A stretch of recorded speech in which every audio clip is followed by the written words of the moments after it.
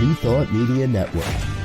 We are a global broadcast network of positive music, media, and entertainment, inspiring humanity's evolution along the journey of enlightenment and creating a world of love, peace, empowerment, and prosperity for all. New Thought Media Network. Positively inspiring.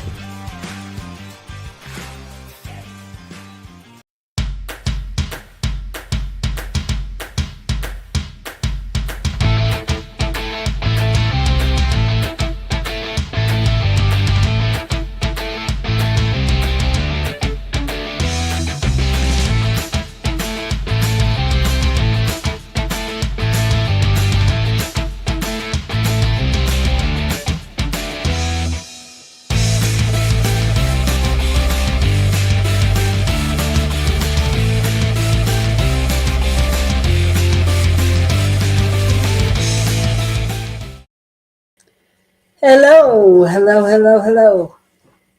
As we can see, you did your hair for us. I did. Look it. It's all perfect. Hello. Okay. Take two. Hi, welcome to Rockin the Love. I'm Robyn. And I'm Gil, and we're happy to have you here this afternoon. We're looking forward to spending the time with you. Well. When we're a married couple, if you couldn't tell. And that's Frosty in the background. That's our rescue's, what do you call it? Foster dog. And she's a bit of a nut. But it's good. So, how is everybody doing today? We are coming to you this week. What is it? Pretty much last Wednesday in January already of 2025. Whew, man. You know, every time I think it or say it, I'm like, everybody says the same thing every year. Oh, that was fast. That went fast. You know, why isn't it just normal if it happens every year? Well, because it does get faster. You know that, right? That time speeds up? Yeah, time speeds up as you get older. Time speeds up because... But how am I getting older if I'm ageless?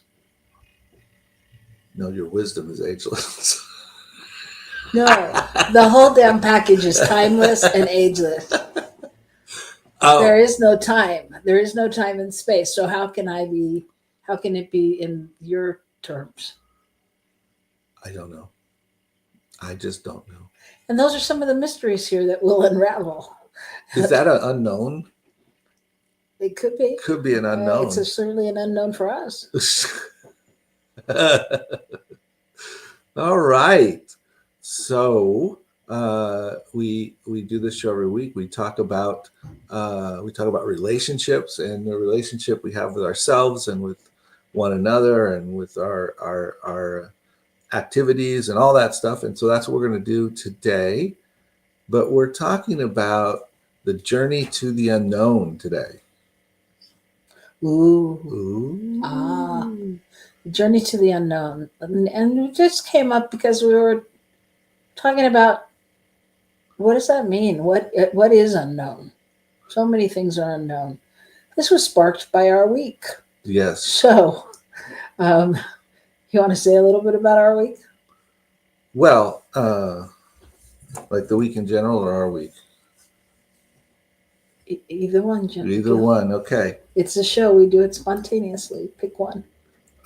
Okay. So, it's been a really bizarre week in the world. It's been a lot of weird stuff going on and a lot of anger and etc. showing up in the world. So that's been kind of interesting to process. It's been very difficult for me. Well, it's interesting the way you phrase that because I haven't heard you say it that way. And I think if that is indeed the case for you, that's your view of the week. I mean, not that I'm disagreeing. I'm just representing what you said. Then our week can only mirror that on some level. Yeah, on some level. On some level. Mm-hmm. So that said, we actually had a car accident yesterday. And it was super interesting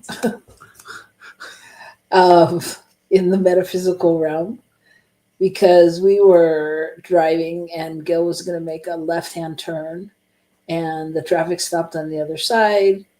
The light was yellow. It went to turn red. He went to turn, and looking down the other way to make sure everybody was stopped. Everybody was stopped that we could see, except for the person in the turn lane coming the other way. And as I turned and looked, the car was going so fast, I can't even tell you. And I knew it was going to hit us. I mean, at that point, all you could do was go into prayer, right? I mean, I just turned my head and did everything you're not supposed to do in an accident, but everything that they do in the movies. I was like, and looking at Gil, and the car hit us. And so that's been a really interesting journey. I don't think I haven't been in a car accident for, I don't even know how many years. I don't think. Since we were rear-ended? Oh, yeah, when we were rear-ended. Well, but that's 10 years at least. Oh, at least. Yeah, that one is. So anyway, it's been an interesting exploration since then, because literally, what it brought up for me was just timing and the way the world works. And if Gil hadn't done whatever he did from his side of the car, like literally one fraction of a second sooner, and that car would have been in my side, because it was on my side. And just where life is. If we hadn't gone here, if we hadn't done that, if we'd done this instead of that, just wondering really like what the big plan was. And at least this comes up for me. And also whatever it kept us from doing, because we were on our way to doing a bunch of other things and that we couldn't do, so the unknown is what we're exploring today.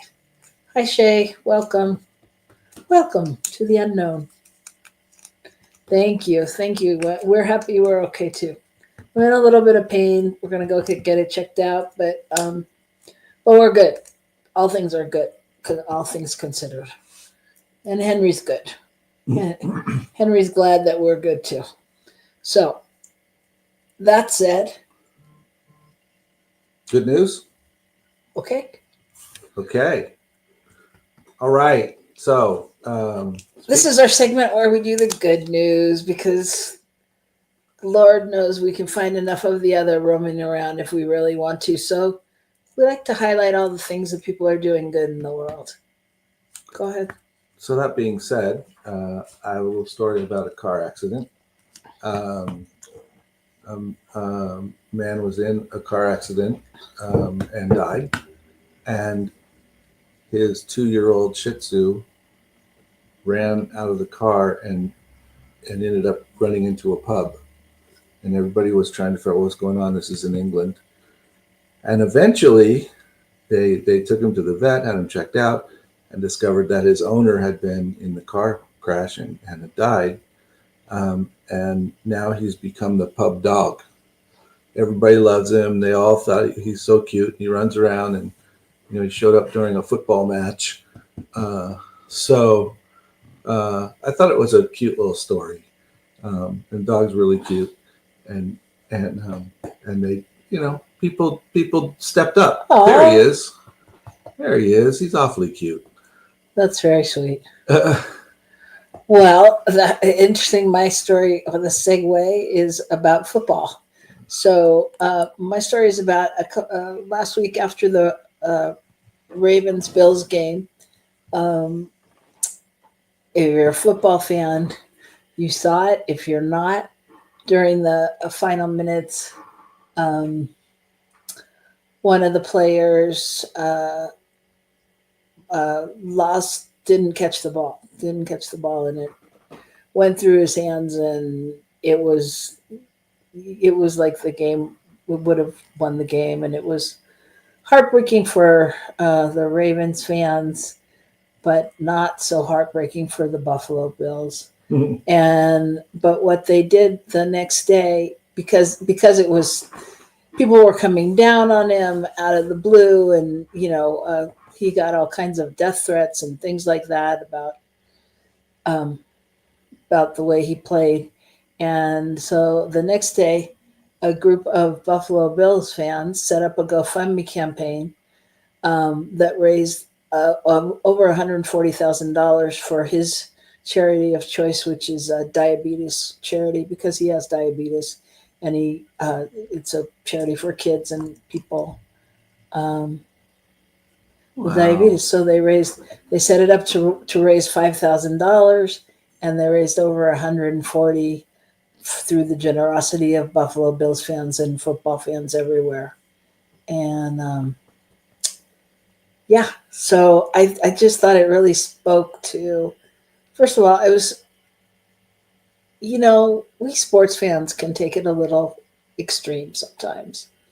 And, I've been a part of many sports teams that are wildly hated because they're generally the ones that win in LA.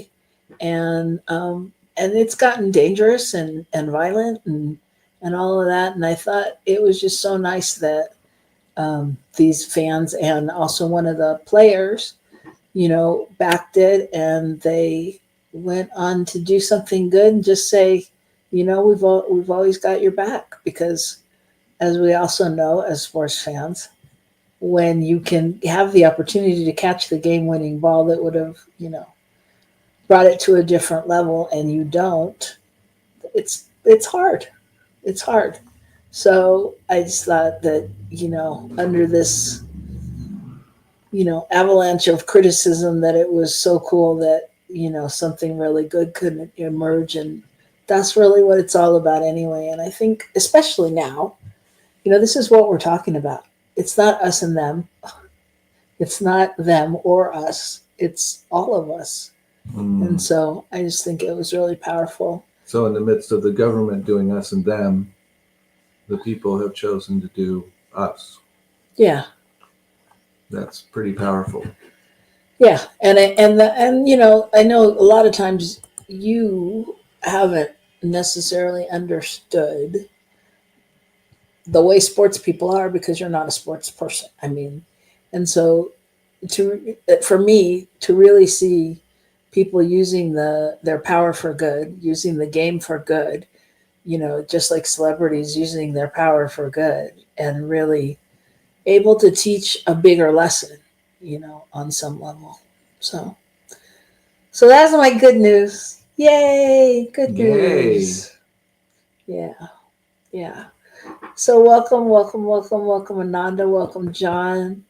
We are glad you're here. Thank you, Ananda. Oh, yes, we are happy to be safe too, amidst the unknown. So anyone joining late, we had a car accident, and this is what sparked our topic. But we are good, and you are good. And so meet us back here after this brief message, and we'll talk about the unknown right here on New Thought Media Network. Right, please help us say thank you to our organizational sponsors, including the Hefferland Foundation, Affiliated New Thought Network, International New Thought Alliance, Science of Mind Archives and Library Foundation, Center for Spiritual Living Denver, Center for Spiritual Living Midtown, New Thought Philadelphia, Planned Happiness Institute, Summit Center for Spiritual Living, One Heart Retreats, Center for Spiritual Living on the Lake, Unity Kitchener, Unity Spiritual Center Ottawa, Om Center for Spiritual Living, Satya Center, Begin Within Ministries, Center for Spiritual Living North Jersey, Unity of Savannah, and the Center for Spiritual Living Seattle, as well as all of our individual donors. Thank you for being part of the New Thought Media Network. Please like, share, and subscribe. New Thought Media Network, positively inspiring.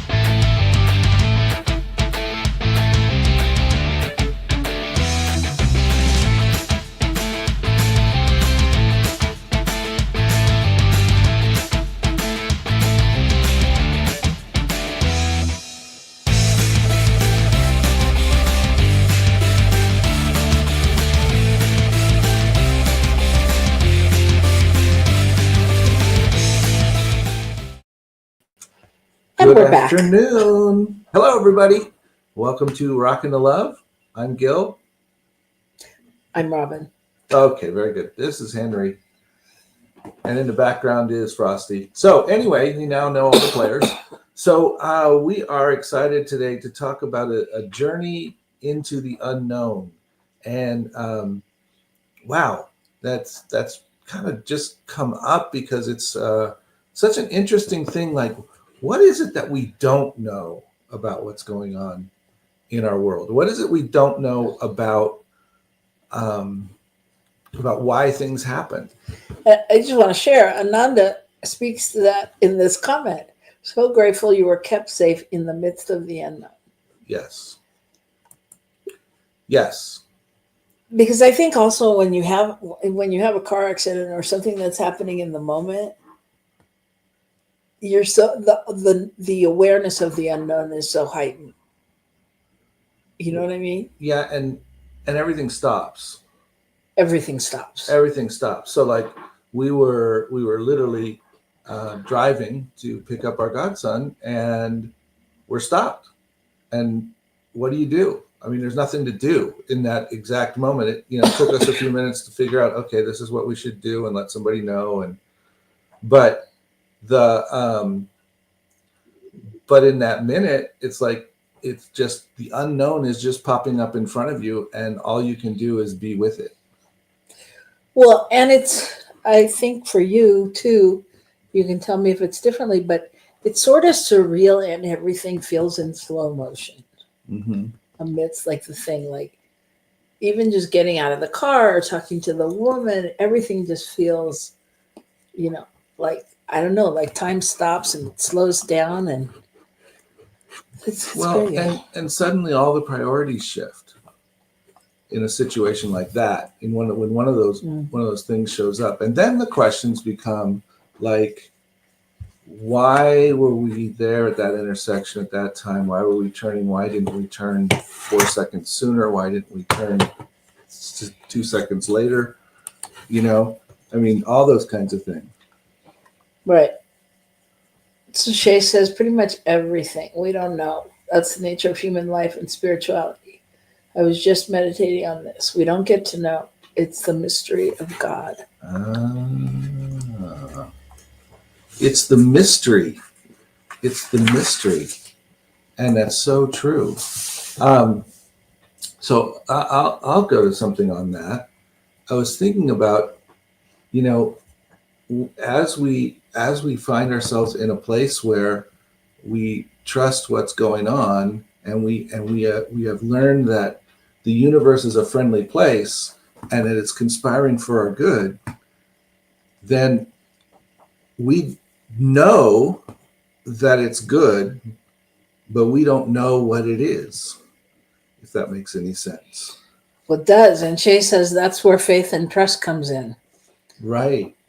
And there's some level at which we feel as if we know, because we know we can count on the universe, even if we don't know specifically what it is. Like, why did that happen yesterday? I don't know, but I am clear that it was not anything nefarious. Well, yeah, and you also, I mean, if we're trusting the universe or the teachings or anything, and we always believe that the universe is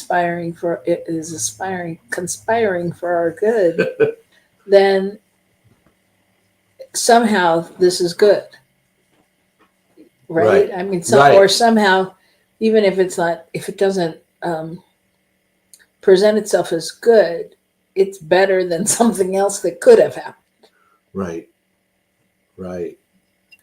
Well, and like I said to Gil, I'm super clear that if one fraction of a second different, if he had been further ahead, the car would have been in my side. It would have been I was on the passenger side. It would have been in my side. And this woman, when you go to make that right-hand turn, you kind of slow down. You look to make sure no cars are coming. She didn't slow down. She wasn't slowing down. She was going fast. I wish we knew how fast, because it looked really fast. and I'm sure it looked faster than it was, but she would have been in my side. And so, you really wonder, like, I mean, for me, I'm very grateful and aware that it could have been very different. And why? Why was it different? Why did those things not happen in this particular case for these particular people at this particular time, right? Mm-hmm. And I think, as Shay says, that's pretty much the truth of everything. We don't know, right? Right. And our whole journey is of finding some way to work with the fact that we don't know, and that it's okay to not know. But then this leads me to what I said last week, I believe, on this show, which was, we never know. It's all an illusion that we know anything. Like, we think we know. Like, people are like, oh, we don't know what's going to happen with the new administration in office. We don't know this. We don't know that. But we've never known if somebody wins that we voted for. Do we know? No, we don't know. So when do we know? I mean, you know what I mean? I know, there's things I'm supposed to do, but are there? You know what I mean? We just, I don't know. The unknown is a weird thing. So many years ago, I came to this conclusion that what I needed to do in my life was become comfortable with the uncomfortable. Is that why you married me? That's why I married you. That's right. Because I was like, oh my God. No. But yes, in a way, because when you go into a relationship like that, yeah, there's parts of it where you're like, I don't know. It's, what's going to happen here? I don't know. But if I realize that that's how life is, and I can allow myself to be in that, be quote comfortable, then I can go through those uncomfortable places knowing that it's okay, and that's the difference. Instead of always being uncomfortable, and freaked out and whoa, what's that? What's next? What am I doing? What's happening? Instead of that, we go, okay, what's happening? And yes, I agree with you. And I think there's also a part of the unknown. I mean, that's how when people say, oh, you can't be romantic forever, or it's not going to feel the same way as it did in the beginning. Because in the beginning of a relationship, any relationship, work, anything, there's the unknown. There's what you don't know, even if it's a job, right? If you go to a new job, it's what you're learning and after a while it becomes second nature, if that's what you let it be. You begin to have an understanding with a romantic relationship, you fall into a rhythm. And enough about each other, and it becomes, then it's not the unknown. So I think when you say that's why you married me, I think that's part of the reason that I married you, because the unknown looked promising in that we had goals together and we had things we wanted to do. Right. And so it's that trust and that faith, or that possibility, that infinite possibility. I'm all about infinite possibility. It gets me every time. But that something good could happen, something new. Right. Yeah. Well, what I was hearing when you were saying that, what struck me is the idea that we, in that job, in that relationship, whatever, we begin to learn things about our coworkers, about our boss, about our significant other, and we then decide that we know things about them. And therefore we make decisions about how we interact, what their interactions mean, all of that stuff based on what we think we know, which may or may not be accurate. It's basically our perspective of some situation that we have experienced. Sure. And you could even say that Shay says here, it's really a lot about perspective, and that is cultivated. I see, Grace, that you two are still alive, and okay. But another person might say, oh, how horrible is that the woman should have blah, blah, blah, blah, blah. Right. And I would say also to that we are basing the fact, thank you, first of all. Thank you very much. And it would have been a boring show today had we not been here. I too see Grace in that, but we're also basing that on what we think we know. Should something have happened to us, how do we know? How do we know that would have been so bad? You know what I mean? I know I'm getting a little out there, but how do we know? That's part of the unknown, right? And how do we know even that? Not for you guys so much, the audience listening, but how do we know, like, for our family, what may have come from that would have been good or eye-opening or save someone else's life? I don't know. It's kind of exhausting. Well, and why, just out of curiosity, did we have our SUV yesterday, which we hadn't driven in 2 or 3 weeks, and we only drove it to go to where we were going because we were going to stop and get an oil change because it was time, and we didn't take our small electric car, nor did we take the other little old car. So, interestingly enough, what's that choice about, right? What's that choice about, and what's the choice about? So we had just gotten our oil changed in that car, so it's good to go. And the woman who hit us had just registered her car that morning. So, it's mysterious. Right. So we were both focused on our cars that day. That's interesting. It is. What's that about? Yeah, and so it is. It's the unknown is super interesting. It is. I'm fascinated, but I'm so fascinated I got lost. Well, when you brought up this topic, I looked up. I am a Google queen. I looked up. I generally just Google whatever I think the show title is going to be. Oopsie. And then I see what I get. Mm-hmm. And so I looked up the future of metaphysics. I didn't look up the future. I looked up the unknown, the journey of the unknown, and I got the future of metaphysics and the unknown. And it's interesting because one of the things it says is artificial intelligence may help us understand consciousness better. Who would have predicted that, in my humble opinion? Well, and it has a lot of interesting things, but I thought about that because I also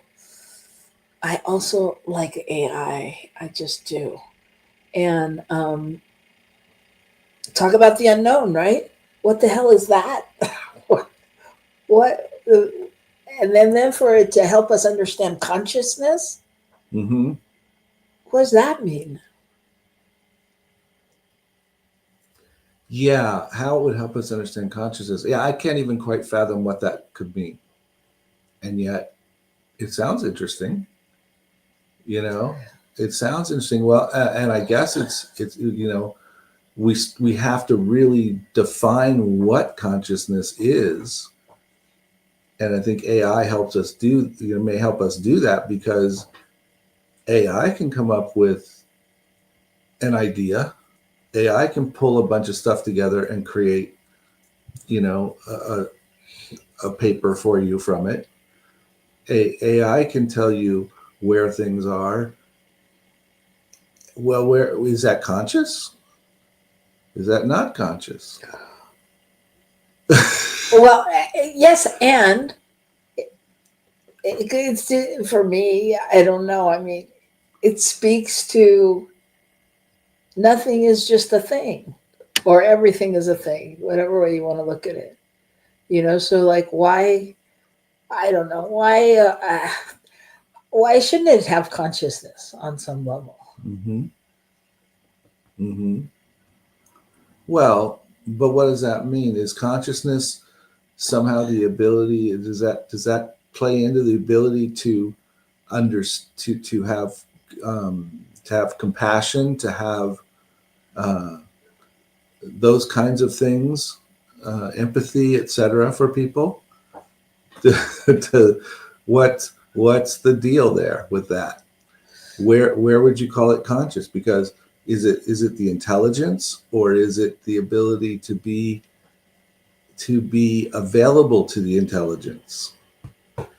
Oh, the ability to be available to the intelligence. Wow, that's an ongoing journey. I think Shane thinks that We're nuts. we have a little bit of a concussion from our accident. she says we're going to go crazy trying to figure this out. It's not figure outable. Figure outable. I like that. Yeah. Yes, these questions are not in our heads, they're in our hearts and in the one mind that is God. Yes, and if we believe that is true, then what is the heart? And where is, is that about our thinking heart? Is that about the brain cells in the heart? And if that's the case, then how does that relate to AI? Because AI is about having basically the ability to take data and put it together and make determinations as to what it should include and what it shouldn't. But is it because when I talk to my AI, I am very kind and loving. I'm always like, hi, can you please help me? Blah, blah, blah, blah, blah, blah, blah. Thanks. And AI answers me back very compassionately. And people have told me that it goes with how you ask the question, right? So that's who I am. And I feel like AI is my friend. So I talk to it like my friend. And it does. And it loves me right back. And how is that different from humans? I don't like them. Well, yeah, but don't we respond in like? I mean, aren't we taught that if we really want someone to pay attention or to feel like we're engaged with them, we reflect back to them how they're being? Yeah. Right? So somebody has told AI that's what it needs to do, so that's what it does.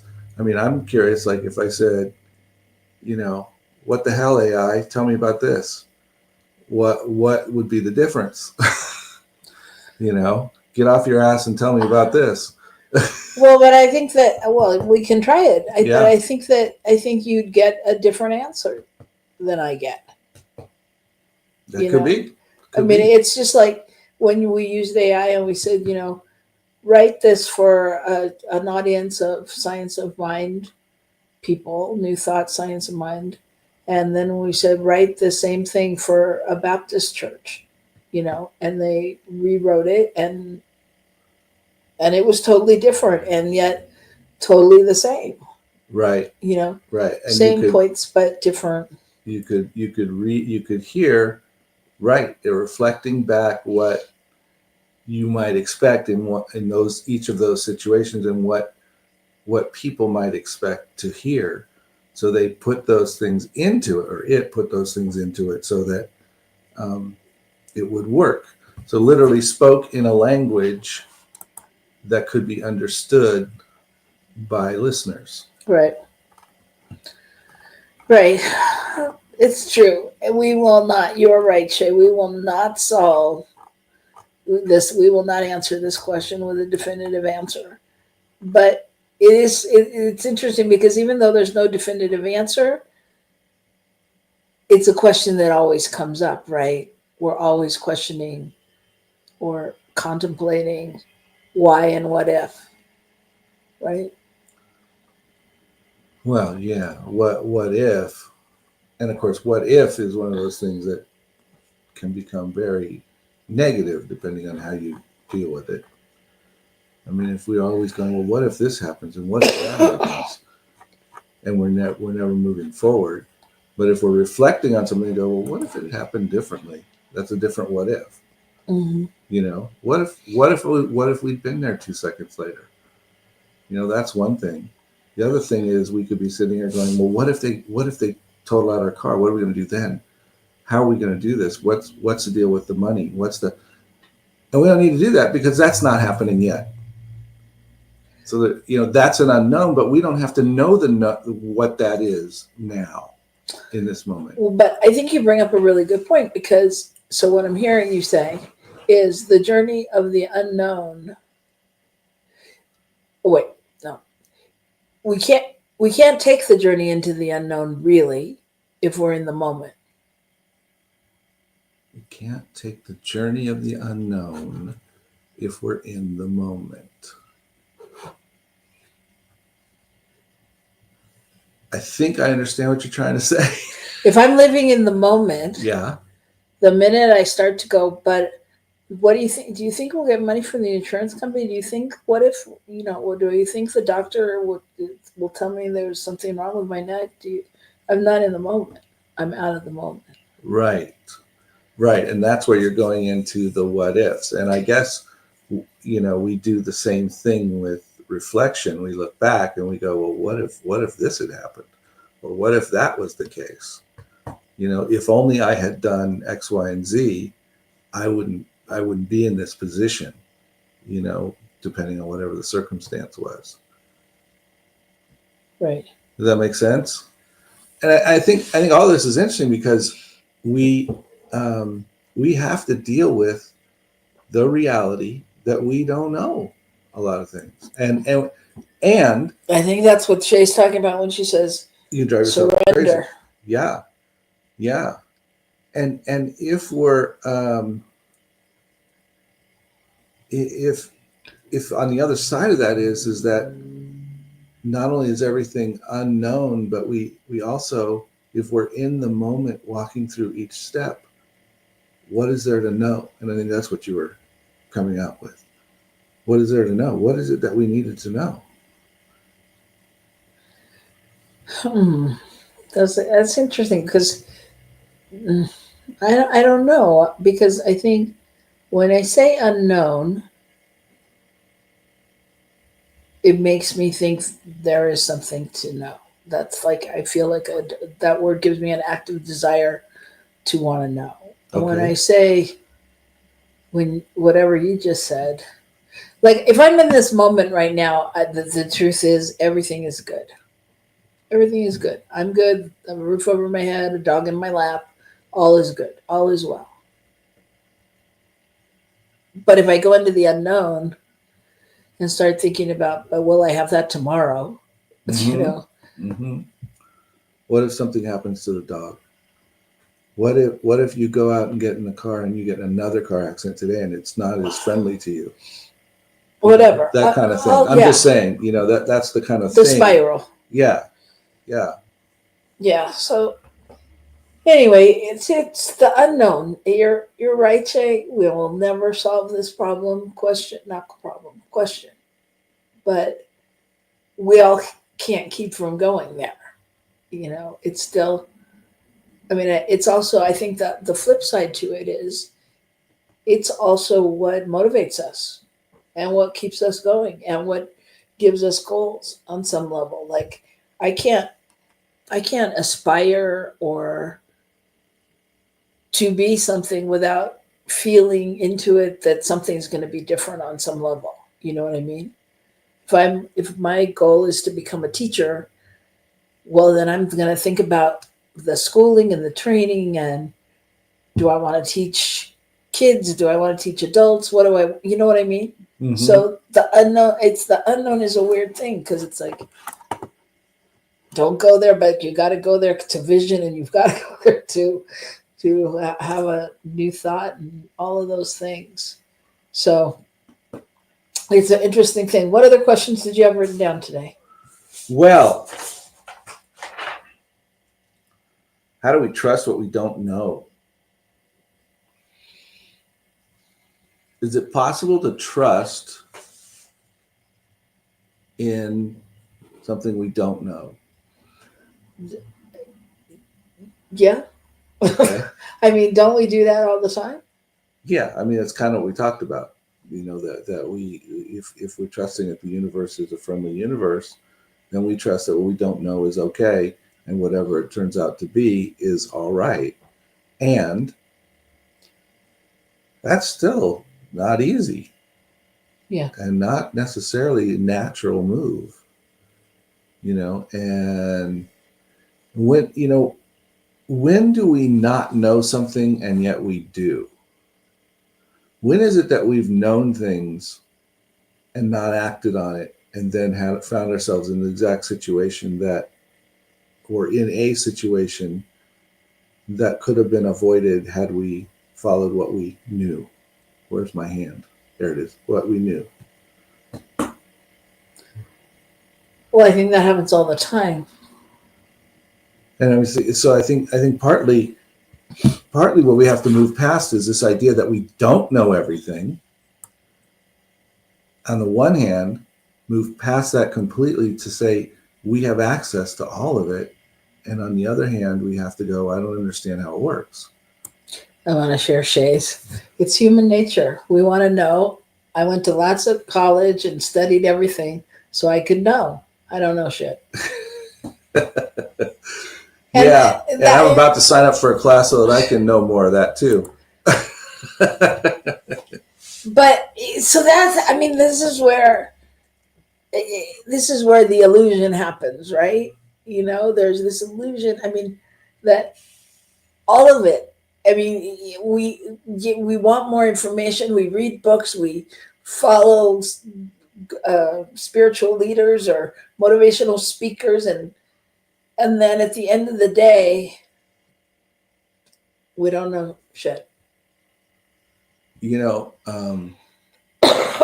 a little different, but my dad used to suggest that whenever we started to feel too important, that we get ourselves a bucket of water and stick our fist in it and then pull it out and observe the hole that we left.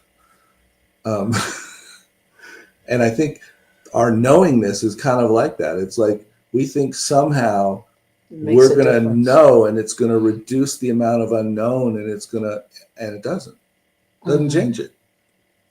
Our doing all this work doesn't necessarily change it at all. Yeah, Shay says, I do visioning and I do trust that way more than traditional knowledge. Right. And that's trusting what we're sensing. That's trusting what's coming through. That's trusting our intuition, all those kinds of things. And visioning is a particular aspect of that. But yeah, we're all doing that. And that's kind of what I was asking here. It's like, when do we know something and yet we don't trust ourselves to know it? Well, it's also listening to a higher power, listening to something beyond us. It's beyond my, cutting out a picture of a nice looking home because I want that. It's beyond the want on some level, mm-hmm. and it's opening up to the divine plan. So at the end of the day, it is part of trusting whatever your faith is, whatever your belief is, and honoring your God, your listening, however you get your messages, whether it's through meditation or through signs, DoorDash, whatever it is, however you get your messages.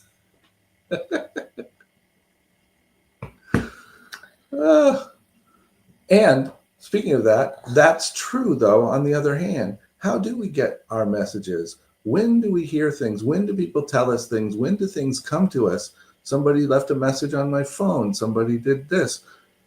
And if we really listen to it, it would be a message that would support us in having, making some kind of a decision moving forward if we paid attention. Well, and like we talk about on my other show, Thursdays at 3:00 Pacific, Mountain Time. Shameless plug. Girls Behaving Metaphysically. Well, we talk about the signs. What is the signs we see? And, we pull a card and pull out, what it says and see where that's guiding us in our life. And on some level, it's like, I think we all do that, like you said earlier, why did this car accident happen? What was it, the sign? Right. What is it driving us to, to look at? Sorry, I have a soundtrack in my head. I'm like, I saw the sign, opened up my mind. Okay, anyway. So yeah, so yes, everything Shay has said is absolutely accurate, that we don't know and we'll never know. And I think we'll always strive to know something because it's human nature. We always want to know, and in reality, we don't know shit. We don't know logically and whatever it is in our heads. But I think we know a lot of stuff from our hearts. And I think Shay said that earlier, actually. But Shay just said, sometimes it's just random and it means nothing. And I would submit, is that the truth? Yeah, that's an interesting thought. Is it just random and mean nothing? Was it there for our good somehow? And because I don't know. Then, that's a whole nother show. Like, does everything have a meaning, or a reason to it? It's a good question. That's a good question. I'm glad Shay feels better. She's glad it happened because now she feels better. Good. I mean, it's an interesting accident because I didn't feel bad about it. It was very surreal. The whole thing was very surreal. It was like, oh, look at us. We're at a car accident. Okay. We're going to sit on this corner for the next 2 hours with the girl in the car next to us. And, it was very surreal how easy and effortless it was on some level, and nobody's mad. At the end of it, we all hugged like the good metaphysical people that we are. For Gil, he went to shake her hand and then went to hug her and then realized, oh, I should shake her hand. This isn't that. This isn't my people necessarily. I don't know. She might be nuts. But that's the same as the good news story, right? It's being who we are. It's showing up and being who we are. And so she was very nervous in the beginning, and you were very calming, because you didn't get out of the car and go, what were you thinking? Right. We all were like, are you okay? Are you okay? And, and so it's that compassion and that fabric that I think is part of the challenging time we're having right now, because that's who we really are. That's who we are. And so when we look out into the world at those that appear to be others, or can we see them appear to be acting otherwise? And I think from what you just said, what my sense is actually what we're seeing is the demonstration of pain in those who are unable to access who we are, unable to access themselves, who they really are as a human, because there's anger layered over it, there's blame layered over it, there's whatever there is. Does that make sense? And the way the system is going, it's just egging it on. It's just telling you, yeah, that's how it should be. You don't get to be who you really are. We're not gonna support that crap. We're gonna support you in knowing that your life is terrible. Well, here's what I know. In this journey of the unknown, you get to be whoever you want to be. And you get to know and to trust that you are love and you are divine love and everything is working together for your good. And Shay said, well, you two are advanced in consciousness and that we should congratulate ourselves. But seriously, you all listening are advanced in consciousness. Absolutely. If we are, we're taking you with us. That's right. So, but you are advanced in consciousness, and it's the act of stepping into that and staying in that is changing this world. And it doesn't matter if you're a licensed practitioner or a minister or clergy of any sort, you are still doing the practice and carrying that vibration. Yeah, that or is not clergy of any sort, or not have a degree, or not whatever it is. Yeah, that's what I meant. Yeah, I know that's what you meant. I was just supplementing Thanks. to help make sure that people knew that that's what you meant, because I knew that's what you meant. But really, yeah, that's the thing. Yeah. You know, it's not what degree or what position or what role. It's, are we being who we are? Are we being who we are supposed to be? Who we are made to be? Who we are, given the gift of being? And I think also that's part of it's part of the journey, right? And discovering more of who we're meant to be. And I know we're almost out of time, but it reminds me of the story when you worked at Comcast. Mm-hmm. And you want to tell it? The guy. Well, yeah, and just realizing that you were doing ministry. Yeah. I was doing door-to-door sales with Comcast with cable, and